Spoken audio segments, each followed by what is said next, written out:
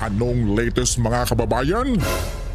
Ito, Attorney Zuleika T. Lopez, Chief of Staff ng Office of the Vice President. Sobrang pinabilib ang lahat mga kabayan.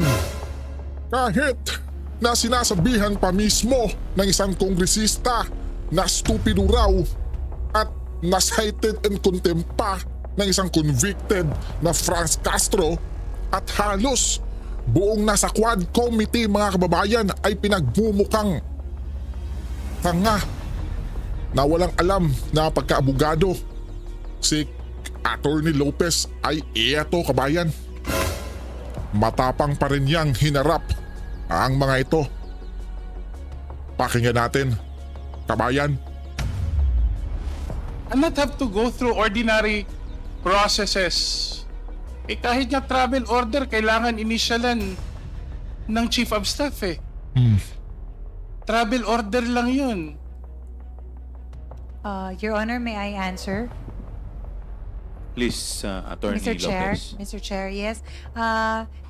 As mentioned, the matter of travel orders, there are only certain travel orders that I sign because there's a delegation of authority But in our nonetheless, office. Madam Attorney Lopez, nonetheless, those delegation has been arranged with your agreement or with at least with your facilitation. Yes. So you cannot claim that delegation is proper here, di ba? Kasi ultimately, even the act of delegating has to be discussed with you. Tama po ba? And there was a discussion, I'm sorry, Your Honor, just for point of clarification. We are referring to the delegation of authority as regards travel issuances? Or are we referring to... No, ordinary documents, ma'am, that require the signature of, like we're just using an example, the travel...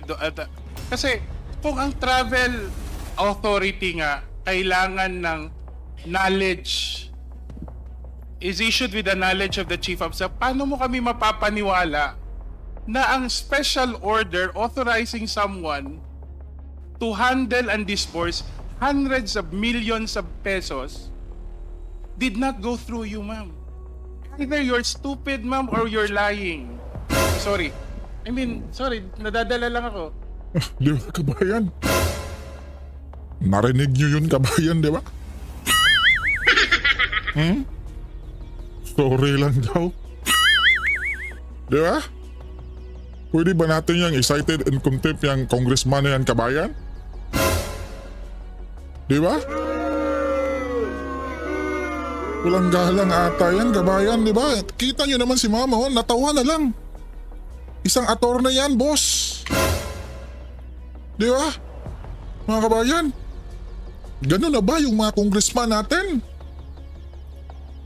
Yung mga resource person nila ay tatawaging bobo kabayan. Nakakaano na eh. Di ba po kabayan? Di ba? Ano ang masasabi niyo kabayan? Rinig na rinig niyo. Are you stupid? Or at si Attorney Zuleika naman kabayan ay eto. Simpleng-simple kabayan. Oh, napangiti na lang. Eh kung si Tatay Digong yung sinabihan mo ng ganyan, oh, sige nga. Oh, sabihan mo na stupido. Kung si Tatay Digong. Kitang-kita nyo na nga kabayan ha. Di ba? Kalmang-kalmado lang si Attorney Zuleika na sumagot sa inyo. Tapos tinatawanan nyo pa. Tapos sabihan pa ninyo ng ganyan. Di ba? Halos lahat kayo sinagot na nga eh. Kanina pa yan mga kabayan. Anong oras pa? Di ba? Mabuti sana kung si Pangulong Duterte yan. Buti nga sinipot kayo. At sabihan nyo pa ngayon. Di ba? At masasaksihan nyo mamaya kabayan yung pag-cited in contempt ng isang convicted na congressman kabayan. Tuloy lang tayo ha. Di ba? Di ba? Kasi nag-chief of staff ako eh. Lahat to ng dinadaan, pipirmahan, Kasi either ang principal ko ang kulong o ako ang kulong. Kasi ako ang mag-i-initial eh. And we're not Okay, talking ikaw na about po, Kong. an ordinary designation. This is SDO. Tingnan This niyo is si an Ma'am SDO Zulweta Cabayada. designation. And now we've come to know that they use almost Tama na. half a billion pesos. Huwag mo nang sagutin, attorney. Your Honor, respectfully, Yung that was a respect- document. That was not a document that was prepared by my office. Sobrang Yun. confidential naman ng funds na yan, ma'am. Pati Nasa word na nga, Kong. Confidential fund po. Gusto mo pang anuhin, ha? Ano bang meaning ng confidential, mga kabayan? designation, confidential din. Siyempre. As mentioned earlier, Your Honor, ang my task really as the Chief of Staff and as Undersecretary was to handle all the socio-economic programs of the office. It's a day-to-day operations thing, oversight of all the divisions, the employees of the OVP, Your Honor. But it is also not the case that when you're chief of staff, even if you would handle ordinary administrative, as you mentioned, you Di also talaga have to makinig, mga kabayan, understand no? Sa the paliwanag point ni and Atty. direction Zalueta. of all these Di talaga administrative makinig. decisions, di ba? Your Honor, ang sinasabi ko na lang Yun, naman lang sinasabi, po oh. is that that particular document, the designation was not prepared by the Office of the Chief of Staff, did not go through me. So I really have no information as regards that. Anyway, sorry kanina, Yun Attorney lang. Lopez, so, medyo nadala lang ako. Pero Yun, buti na lang at humingi ka ng tawad. Di ba? Kung ikaw ang pagsabihan ng ganyan, di ba? Panigurado. Magwawala kayo dyan. Di ba? Ito talagang si Kong Asidre, mga babayan, no? Talagang acid. Toxic, kawayan. Di ba? Grabe, kagalang-galang na tao yan, Attorney Zulaika Lopez Cabayan, tapos sabihan mo ng stupido? Di ba po? Kunting galang naman, Kong. No need for name calling sana, sir. sa tingin niyo Yun. po, My request. ang tatlong individual na to, na mention kanina, Attorney Lopez, si Fajarda, si Sunshine, si Edward, at si Gina Acosta. Kikilos ba ng mga to? Kasi sabi mo walang instruction from you. Sa inyong pagkakakilala sa kanila, kikilos ba sila? Gagawa ba sila ng kahit anong hakbang na walang instruction mula sa inyo o sa pangalawang pangulo? I can only answer for Miss Gina Acosta, Your Honor, because she is under the Office of the Chief of Staff doing certain tasks. Well, she Sige po, worked ma'am. without the Vice President's instructions. As regards, I cannot say, Your Honor, because I am really Okay, not I will part of qualify I will revise the question. Should she act without kasi wala ka naman eh, out of the picture ka. In your estimation as Chief of Staff, should she act without the instruction of the Vice President? Kasi kung hindi ka rin kasama, baka si Gina Pardo talaga ang nagtago nung nag-disburse lang, kanya lang, di ba? Your Honor, given that she was designated as an SDO, she will get her instructions from the one who designated her as a SDO. Okay. Hindi ko ako abogado, ma'am, pero ang sagot niyo po, abogado talaga, ano. Eto na lang.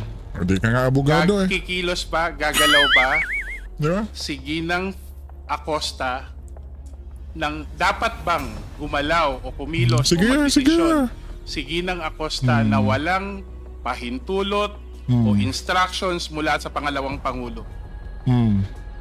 Hindi po. Siyempre. Tama. Salamat po for that answer. Yun yung gustong Pwede ipalabas ba ni nating masabi- Kong Acid, mga kabayan eh. Di ba?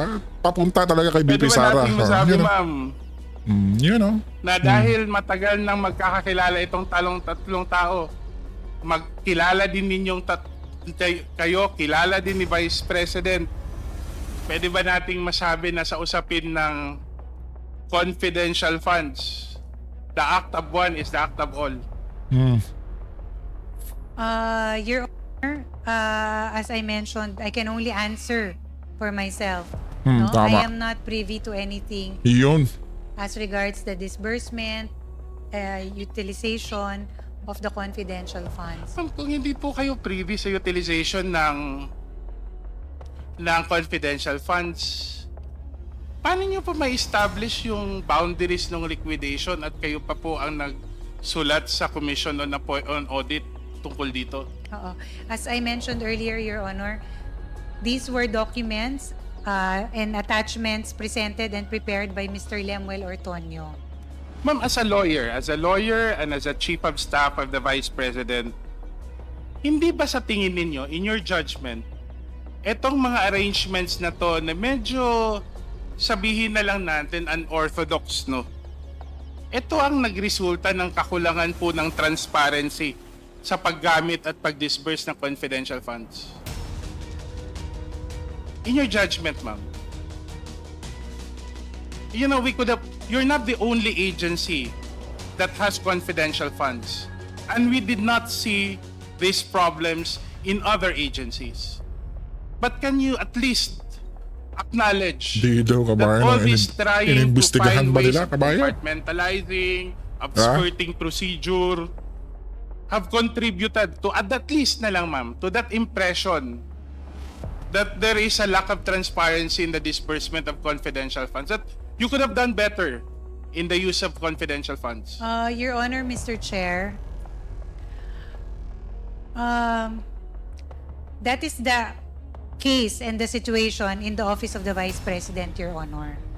There are things that I am not privy to. It is compartmentalized kind of tasking. I was only really confined to my tasks, which I mentioned. Sana siguro kabayan, no, na palitan na yung word na confidential fund, mga kabayan, di ba? Di ba? Dahil kung kahit sinong Pilipino kabayan, di ba? Yung meaning ng confidential, di ba? Confidential nga.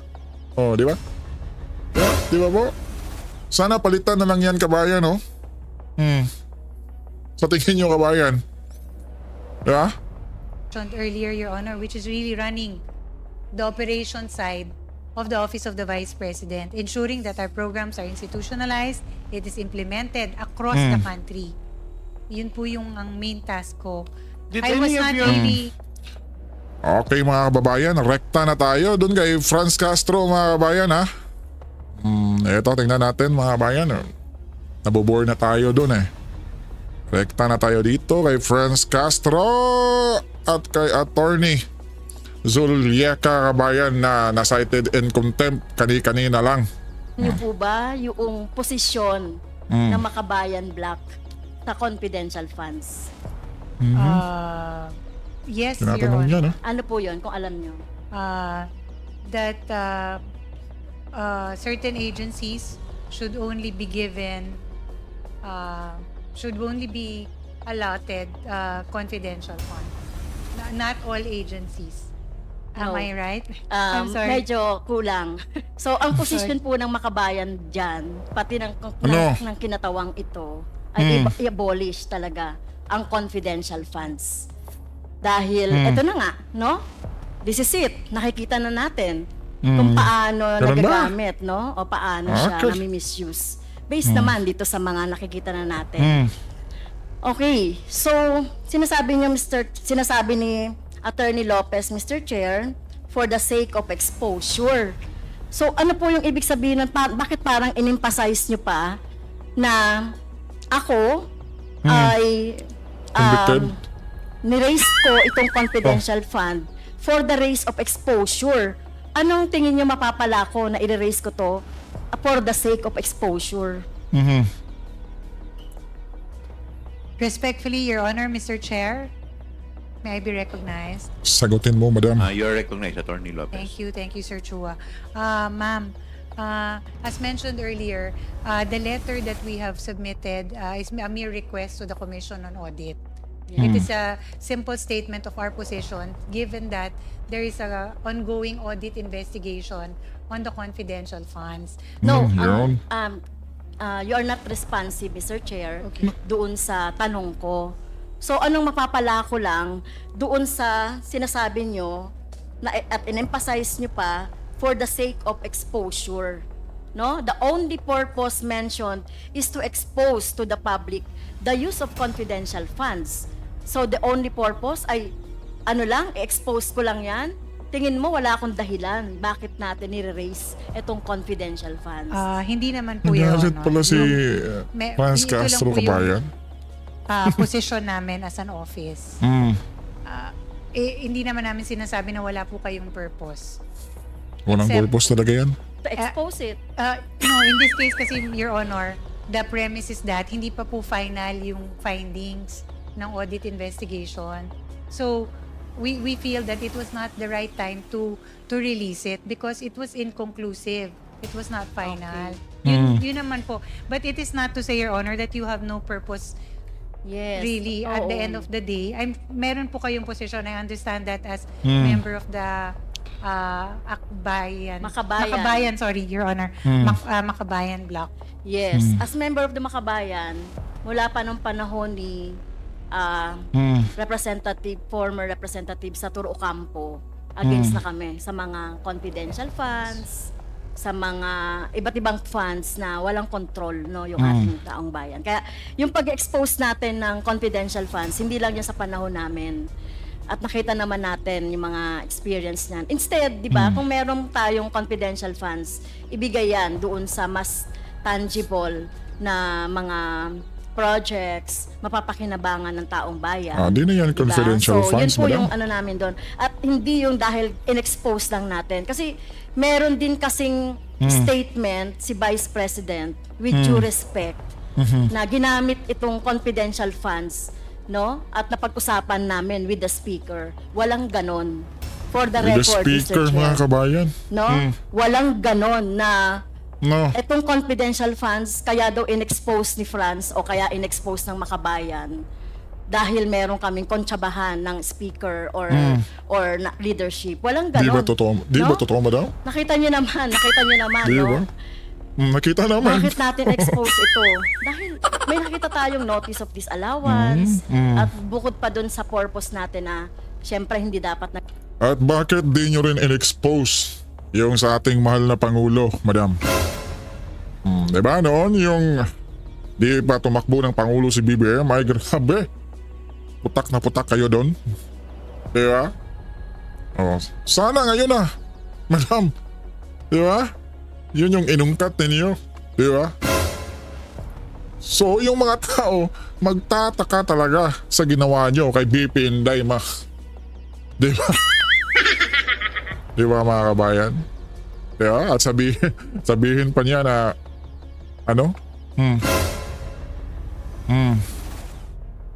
nagkakaroon ng confidential funds. So, yun po, no? Para on the record, malinaw lang yung posisyon ng Makabayan at ng kinatawang ito dito sa confidential funds at walang kinalaman si Speaker, with due respect, no, kung bakit Di nga madami. Kaya nga yung taong bayan magtatanong, di ba kayo noon laging sigaw na yung Marcos family ay di ba? Kawatan, magnanakaw, di ba? Bakit ngayon? Di nyo pinaimbestigahan yung confidential funds niya. Di ba? Wala nang nagrarally mga kabayan, di ba? Dati sila, grabe. So magtataka talaga ang taong bayan, Madam France. namin ine-expose yung confidential funds. Okay. O baka naman isipin na naman ni Vice President na pinagtatanggol natin ng Speaker. Wala pong ganon. No? Dito sa Kongreso, magkakaiba man kami ng posisyon dito sa Kongreso, we respect each other's political position, political belief. No? So, Puro kayo dyan sa Kongreso maka-speaker di ba? Tila kumbaga si Richard Gomez lang ata yung kabayan na nanatili dyan na kahit konti ay pumipitik, di ba? Kasi si Kong Marcoleta, wala na eh. Di ba? So, talagang ganun na kasi iba-iba talaga pinanggagalingan. Okay, so gusto ko lang malaman, gusto ko lang di ba? Gusto ko lang din dinawin yung Grabe. point na yon. Well,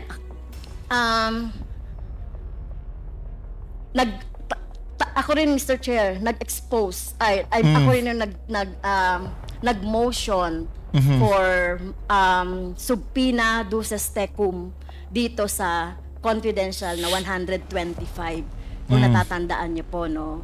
At ang reason doon ay dahil meron tayong nakuhang ND, Notice of Disallowance. At tama naman, at tingin niyo ba, may karapatan ang mamamayan na malaman nila itong pinagkakagastusan ng confidential funds na sinabi ko naman doon sa when we hear the budget of the COA that time. Your Honor, the agency errs on the side of prudence because according to the JC Memorandum Circular, this is information that is only given to certain agencies. Yun lang naman ang Yes. position namin. We Kaya- just want to be on the prudent side of releasing information. Yes. Kaya nga, in aid of legislation, binuksan natin itong issue ng confidential funds. Wala pa ang VP, wala pa ang OVP, ay issue na natin itong confidential funds. Kaya gusto natin talagang mabago, no? Yung pagtingin dito sa confidential funds. Okay, Mr. Chair, nung tinanong natin during the budget hearing of the OVP, yung tungkol sa, ako yung first na nagtanong doon sa budget hearing ng budget ng OVP. Did you remember that, Mr. Chair? Nandun ka sa likod ni VP. Opo, Oo, yes, nandun yes. ka sa likod ni VP. At talaga namang hindi ako satisfied kasi wala naman siyang sinagot. 2 linya lang yung mga sinabi niya, di ba? So hindi ako satisfied talaga. Okay, Mr. Chair. So, yun lang, no? Gusto ko lang linawin yung ano ba yung position namin sa confidential funds? Ano ba yung papel dito ni Speaker? No, walang papel whatsoever si Speaker doon sa pag-ano namin. Ulit-ulit pa talaga yung mga babayan, no, na walang kinalaman sa Speaker Hindi lang naman daw. OVP. Kung mapapakinggan niyo Kaya na po ang bahalang humusga, kabayan. Hindi lang confidential funds ng OVP ang Hindi, ganun ba? kinikriticize namin. Ganun ba? Tama. Okay, so Napauo na lang si Mr. Chair, Attorney kanina pa kasi, no, Lopez Cabayan, no? tinatanong natin si Attorney Lopez Mm. na sinasabi niya parang wala siyang alam sa confidential funds. Not until na sinabi ng ating si DS Suarez, yung tungkol dun sa 2 letter. Nang ibig sabihin, meron siyang alam kahit papaano dito sa confidential funds. Pero kung di pa binrought out itong letter na to, na talagang kayo yung nakapirma dito, ay talagang mukhang pangangatawan na ninyo, no, na wala talaga kayong alam. Tama ba yung impression ko? Your Honor, wala po talaga akong alam as regards the disbursement, utilization. Hindi.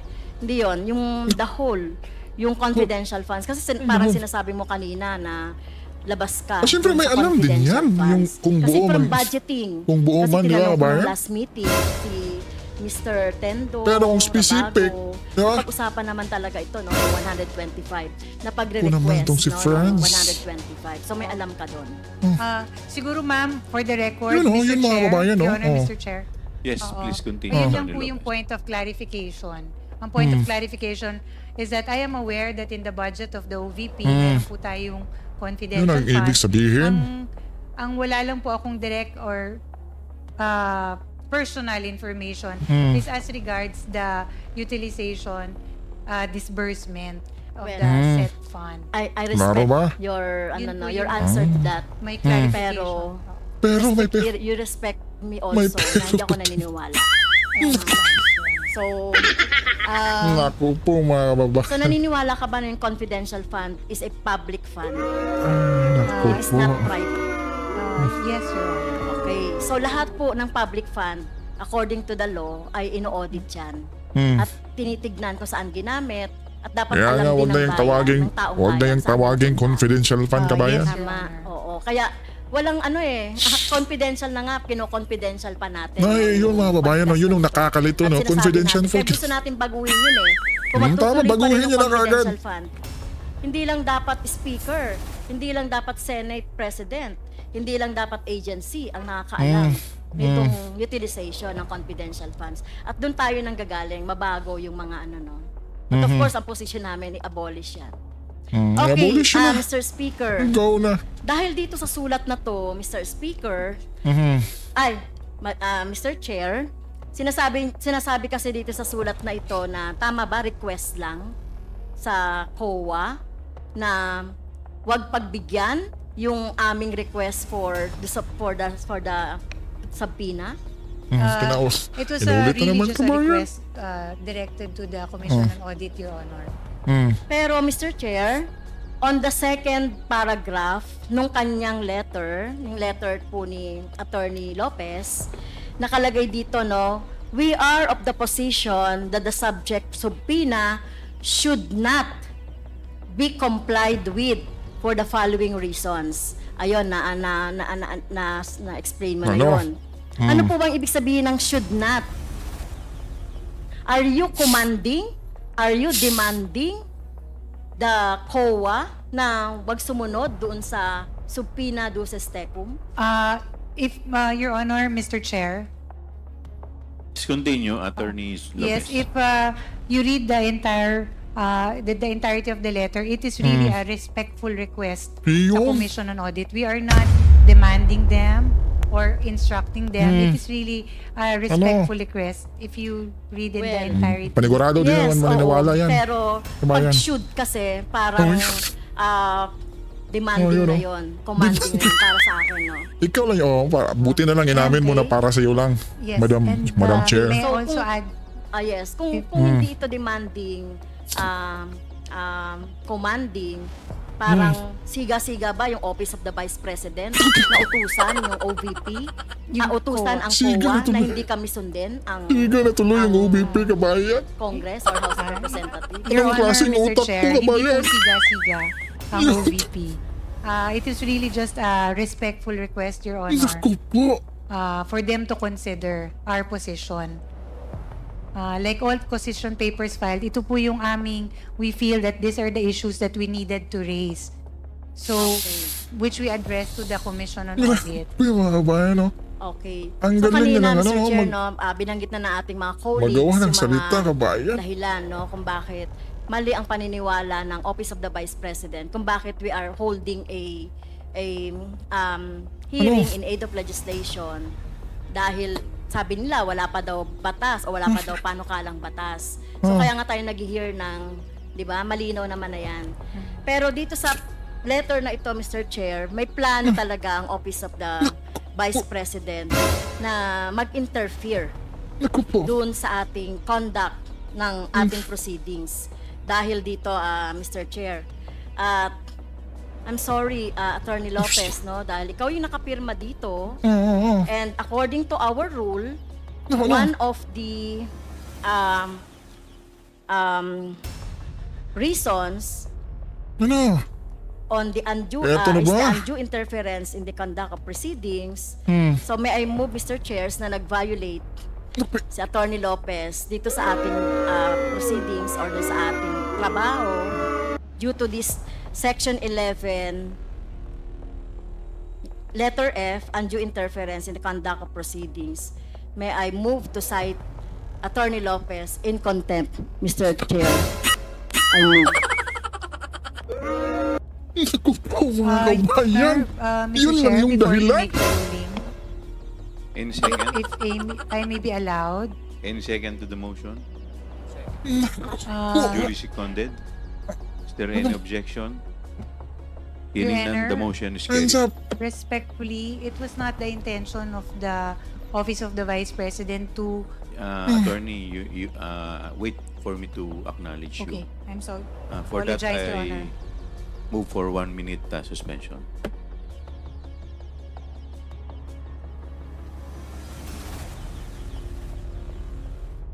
Yun lang yung dahilan, mga kabayan, na cited in contempt. Si Atty. Lopez, mga kabayan. Di ba sinabi na nga ni Atty. Na respectfully yung kanilang sulat na yun, kabayan. Pero yung nag-isip ng hindi maganda ay si Franz Castro lang, mga kabayan. Di ba? Anong oras?